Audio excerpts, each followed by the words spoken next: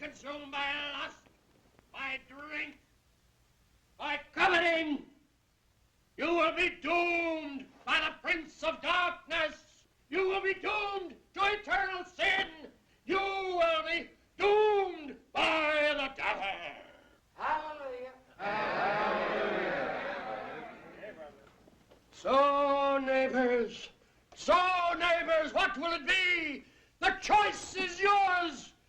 What will it be? Will it be the clean lamb pastures of heaven? Or will it be the sulfur-choked smoke, the pitchfork agony of the devil's domain? What will it be, neighbors? The choice is yours. Will you follow me to heaven, or will you sink into the abyss? Don't turn your backs on me. Don't turn me aside. Don't renounce the angels. Praise the Lord. Oh, neighbors, open your hearts. Open your hearts and your pocketbooks in this great crusade.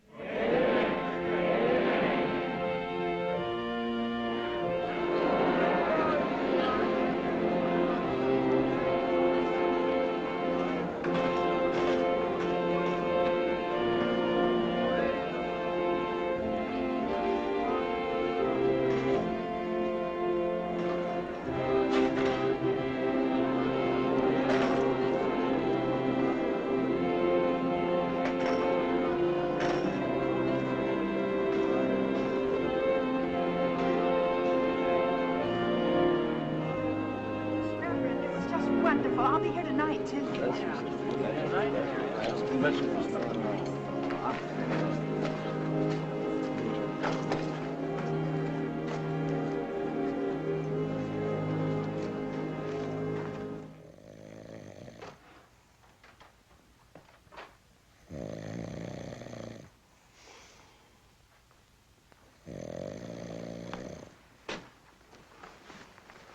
Oh, preacher. That is my calling. I must have took a little sleep. So it appears, Abner. So it appears, induced by a bottle of my bourbon. Now, I suppose I can learn to live with the fact that you're a sot, Abner. But even a drunken lobo would have sense enough to water the bottle or throw it away. Why weren't you where you were supposed to be? Why weren't you watching for him? Preacher, I swear to you. Don't swear anything to me. Why weren't you watching for him like you were told to? That tent could have burned down. I could have had a bullet between my eyes for all of you. Preacher, I was watching. All right, Abner, my boy. Now I'm going to teach you a little lesson. Preacher, don't. Mr. Wadley? Yes. Colton, William Colton? Oh, come in. Abner, my boy, I want you to remember what I told you about the devil and the bottle. And I want you to go out and do what you were told to do. And keep your eyes open.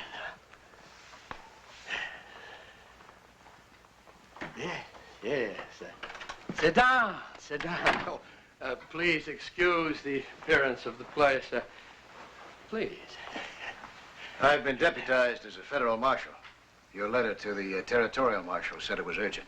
Well, you're to be blessed for responding to my call, Mr. Colton. Because sin is always urgent, passion is urgent, violence is the most urgent of all. Your reputation has preceded you, Mr. Colton. And I'm still to be blessed, huh? To strike down evil is a virtuous task. That is why I've summoned you, to act as the good right arm of the Lord. Oh, a collection from the afternoon service. There are so many needy to share this with us. It is a long, hard road, Mr. Colton. The endless need, crying for endless work. But a simple man of the cloth has always been a match for the devil. Mr. Wadley? Oh, call me preacher, Mr. Colton. That is what my flock calls me. Your flock? The lambs. The simple folk whose spiritual needs I respond to. Where'd you take your training, preacher? Training? Well, you were ordained, weren't you? Well, I have never had any formal training. The Lord does not require a piece of paper written in Latin to qualify a man to spread his word. No, sir, I have never felt the lack of formal training, neither has any of my flock. Man gets a call, he responds to it, just as you responded to me. Well, your letter said that Matthew Reynolds was on his way here and that you had reason to believe that he was going to try to gun you down. You know all about Matthew Reynolds, don't you? The dirty killer should never have been released from prison. But free he is, free to come here and besmirch the air, to spread his poison, to bring violence to the lambs of my flock. He's the very devil, he is, the devil!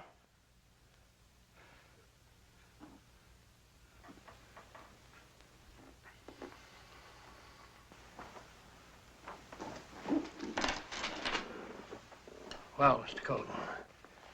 I have my assignment. I'll do what I can. I'm not sure you understand the assignment. I want something more than just protection, Mr. Colton. Well, just what do you want? I want the body of Matthew Reynolds. I'll offer up to $1,000. Cheap enough price for the devil, more than a deputy marshal makes, huh? But a stiff tariff for a simple man of the cloth. Just so we don't misunderstand one another, preacher, all I can offer is protection. So if you're looking for a hired gun to perform some indiscriminate killing, you've got the wrong man. Mr. Colton, what deters you? Matthew Reynolds' reputation? Well, yours matches it. He's been 3 years in prison, and he must be almost 50 years of age. He's bound to have slowed down. What does it take, Mr. Colton? A target and a gun. Now, you have a gun, and he has a back. No man, not even the devil, should have his back to his killer. I'll give you protection. That's my job. I'm afraid if I had to make a choice between you and the devil, it'd take a number of months before I could come up with a decision. Trim your tone, Mr. Colton. And mind your mouth. I'm not without influence around here. I can take it to my pulpit tonight and bring the wrath of 100 men down on your head. Now, I can tell them that you're in league with the devil. I can indeed. A reminder for you, preacher. I'm not that spindle-shanked sidekick of yours, and I don't take to your touch. And as for that call that you claim you've got, I don't think it ever came from heaven. I think it came straight from your hip pocket where you keep your wallet. And the only reverence that you have is for yourself, your own stinking hide. And don't fret about that hide of yours, huh? You'll be safe. Preacher, he's here. He just checked into the hotel. He's on his way to the saloon. It's Reynolds. He's here. Mr. Colton, reconsider. I'll offer more than 1,000. I'll double the figure. But do it any way you want to. Do it in the dark of night when there'll be no witnesses. I'll protect you. But do it! 2 questions, Mr. Wadley. How do you walk without a spine? And why don't you believe in God?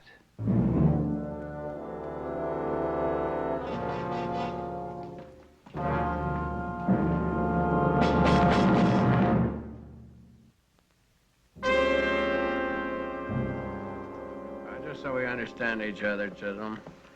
If you're a second-rate hired gun, you don't know the lay of the land at the moment or the size of the game. If you had known Matthew Reynolds like I used to know him, when his hand went to his holster, you were already half dead. In matters of the gun, he was the devil himself. Anything that has to do with matters of the gun is my job.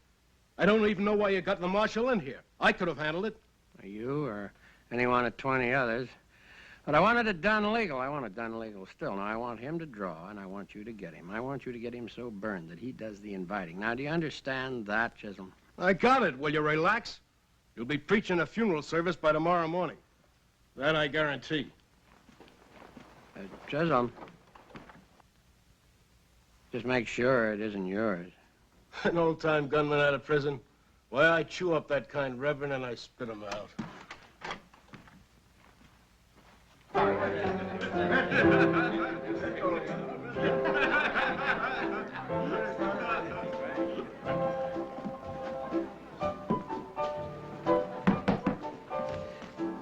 Whiskey.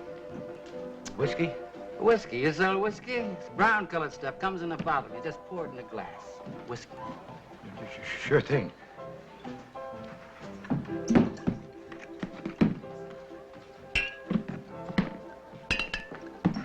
Leave the bottle. Mind if I join you? Suit yourself. Another glass here. You must be Colton. You must be Reynolds. I'm him.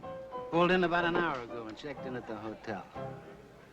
I'm given to understand you and I might have business together. The talk is that you've been hired to gun me down. That was the game.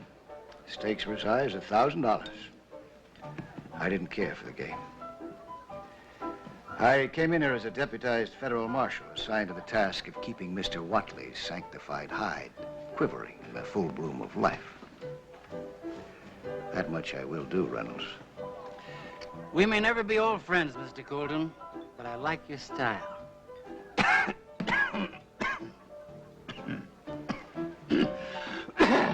You don't like the sound? Do you? You get accustomed, it becomes a habit. That why you got released? That and the medal I got in the war. I gave them a promise to be a good boy. And they gave me a cheap suit of clothes and 5 $1 bills. Me and the state, we parted even. Sin is a deep and dirty gore. I take it you've met that consecrated creature across the street? At length. He was the one who made the offer. And to hear him tell it, you're twice as evil as mortal man and 3 times as dangerous. He's scared out of his britches. He wanted me to take you. He didn't care much how. You don't look dangerous to me. It appears you're interested in finding out. I don't like to get disappointed, Mr. Reynolds. You see, it's been noised around town that you grease on the trigger.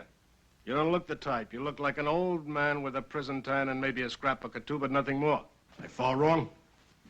And you look like a man with an overweighted chip, spoiling for something that's just a little bit too big to choke down. You'd be surprised at what I can choke down, Mr. Reynolds. Now, somebody like you ain't even a mouthful. And I'd sure admire it if you put it to a test. I don't know who you are, Fire Eater. But if you've got this big yen to do some damage, why don't you go outside and fight a porch post? Why don't you just step aside, Marshal? This business is between me and that old type gentleman. That is, if he's got the guts to transact his own business without somebody else standing in front of him. Step aside, Mr. Colton. I believe I can settle this. I believe you can, too. But I'm here now, and this angry man is beginning to get on my nerves. My fight's not with you, Marshal. Well, under the circumstances, it's kind of a convenience, isn't it? You won't be needing that. Just tell your friend over there that he's been insulted because maybe he ain't bright enough to realize it. I'm calling him a coward. I'm calling him a yellow-lined has-been who ought to do his drinking out of a straw. Your mouth works well enough, mister. It's your hearing that I think's a little defective. I told you to back off. My job here is to stop a killing. That means any killing. Now, what do I have to do to get the wax out of your ears so you can understand the language?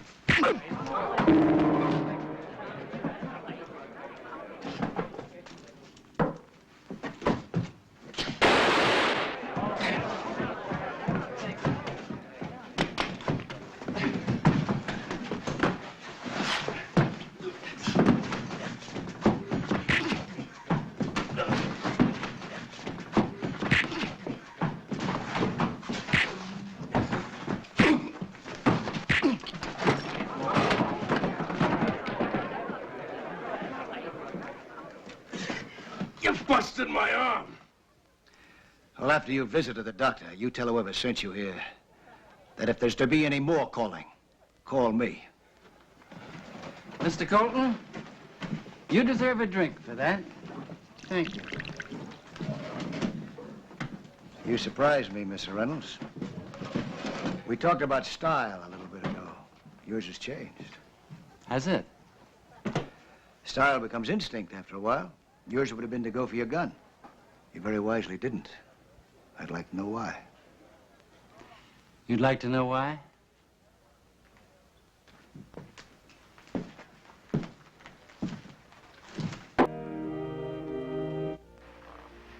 I've left behind a few tombstones in my time. But one good thing I did give to this earth was a straight and unstained boy. Where is he now? Well, that's the point of the whole story, Mr. Colton. He's 6 feet deep in Mother Earth and has been for 3 years. I was hiding out, not too far from here, and Paul, that's my boy, found out where I was and came to me. Seems he'd met up with some preacher fellow. Kind of took to him. The preacher talked to him a lot about the gospel and what was right and what was wrong. And he told Paul that he should talk me into giving myself up. He'd see to it, the preacher would. And if I came in unarmed, there'd be no gunplay. Now, that's kind of hard to believe, isn't it, Mr. Colton? That a man like myself could get talked in to giving himself up and throwing away his gun?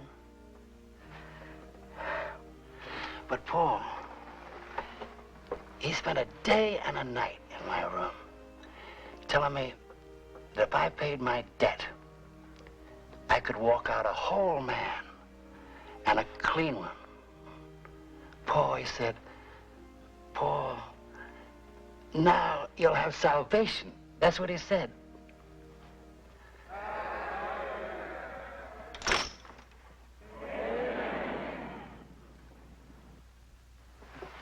Reverend Watley here had arranged it. He'd see to it that there was no violence. All he wanted was a soul saved and delivered. That's what he told Paul, and that's what Paul believed. And I guess that's what I believe, too. So, the two of us, we rode to a spot just outside of town where I was supposed to give myself up. Me with no gun. And my boy, well, he never used a gun. Never had one in his hand. And no sooner had we rode in there than the sheriff and a whole posse came down on us. Firing. They were aiming at me, but it was Paul who got it. He was dead before he hit the ground.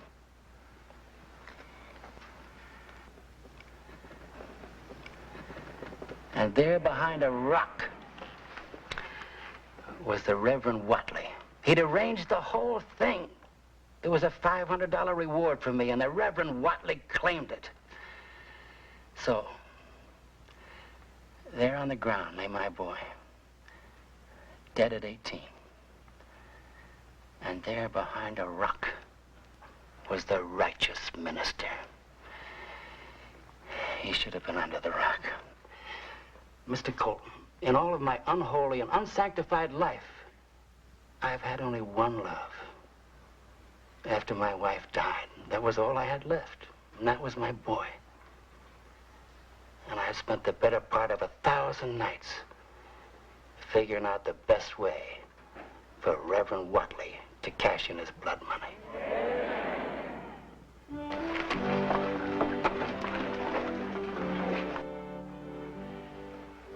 And you've no idea, Mr. Colton, how imaginative a man can become in 1,000 nights. Reynolds, I don't hold much brief for the gentleman in the frock coat either. But I've got to warn you, if you've put your mind to a little killing... You do me a discredit, Mr. Colton. That's not my game either.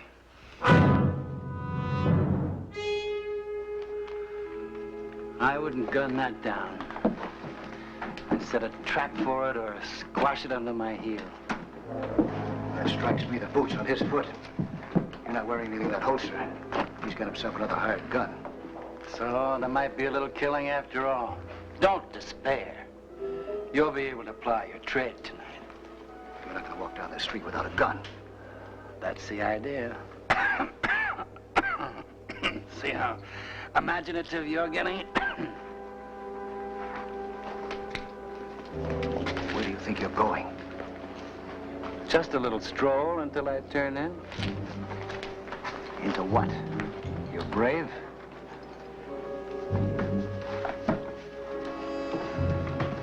Where's Chisholm? Where is he? They're taking him to the doctor. He busted his right arm. So you ain't got a gun anymore, preacher. Well, then you go get a gun. Now remember, part of this is yours. And if you want to get your share, you're going to protect me from Reynolds. Now go on, get going. Reverend, inspiring service, truly inspiring. You must excuse me. Thank you for it. Bless you.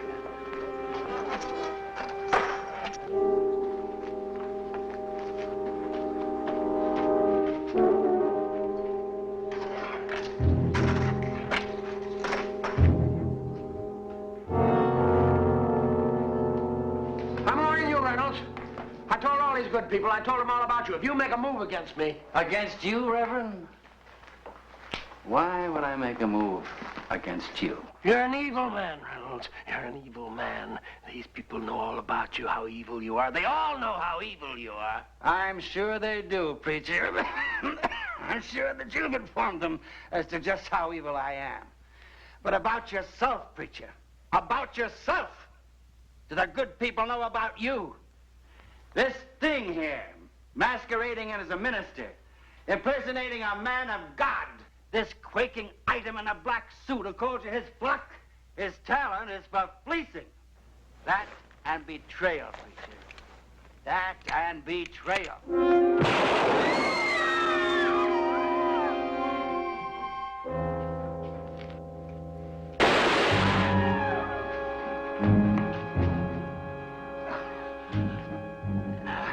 I only had about a month to go.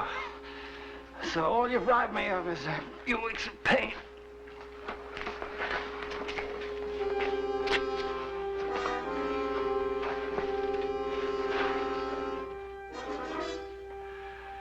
That was the game, Colton.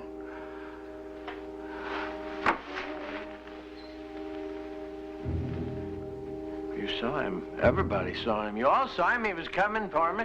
He was going to kill me. You shot him in cold blood. He was unarmed. He didn't even have a gun. I'm going to have to take you in, Mr. Wadley, for murder.